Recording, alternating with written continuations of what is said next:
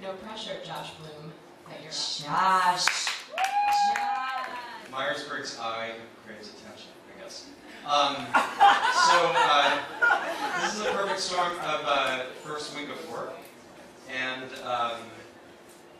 I was about to do my first training workshop ever. I had started work at the National Trust Main Street Center, worked with communities on downtown revitalization. I decided that the person that I wanted to do this workshop with, that I wanted to be my sort of partner in doing this workshop, was still a good friend of mine named Betsy, who was solid as a rock.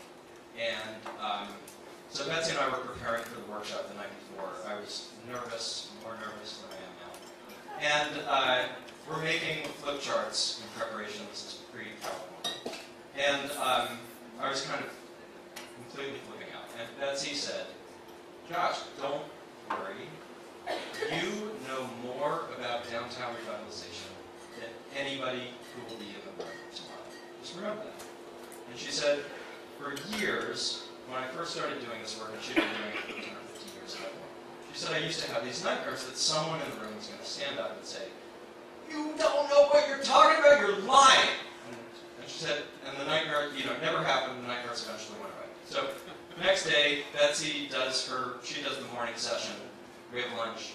It's afternoon, and I'm doing the afternoon session. This guy, this is at Boston City Hall in a meeting room. This guy who had not been in the morning workshop comes up to me and he says, "Can I sit in?" And I said, "Like, are you working with one of the neighborhoods?" And he said, "Yeah. Can I sit in?" And I said, "Sure, whatever." So he sits in the very front row, which you should take to be trouble from. I should have taken to be trouble from the beginning.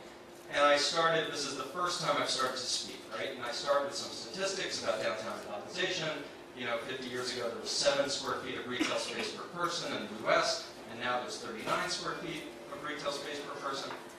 And he goes, wait a minute, you're going way too fast." He said, "You got to back up, you got to go right back and repeat that." So I started again, and then as soon as I got sort of one line further, he does the same thing. I go, hold on, you're going way too fast.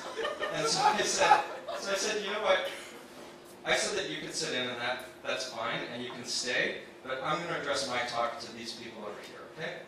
And which is like a lot of sort of balls on my part, because I had no idea what I was doing.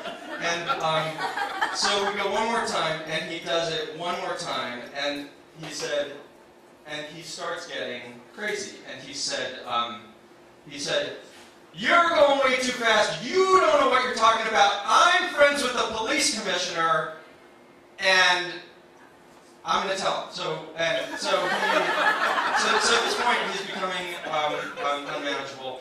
And I said, and sort of from some inner strength that you draw like from yourself that you don't know you have deep inside you, I said, "You know what?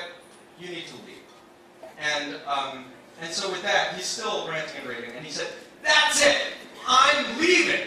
And he starts like slamming his notebooks open and closed, and unzipping and zipping his knapsack, and then he puts the stuff in his backpack, and he marches out of the room. And I'm, sort of completely drained of color.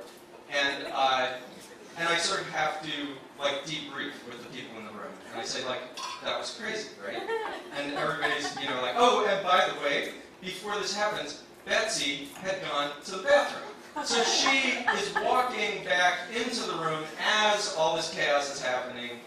And anyway, so he's gone. And we debrief together, and we, everything, and everyone agrees it was crazy, he's gone, it's all okay. Day goes on, and the workshop is over. The next day, Betsy and I were doing this sort of assessment in one of the neighborhoods. You would think that was the end of the story, right? No. So we're doing this assessment in one of the neighborhoods, and this guy comes running up to me who had been a normal guy, who had been at the workshop the day before, and he says, "Did you see the Herald today?" "No." And he opens it up and he shows me a picture of this guy, the nutty guy, a mugshot with a prison, with a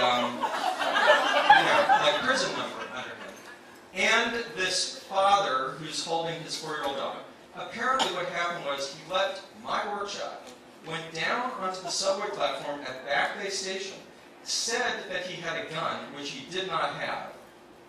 In the chaos that ensued, a 4-year-old girl was shoved onto the subway tracks, rescued by a passerby, and the photograph was of the father carrying his rescued daughter and my guy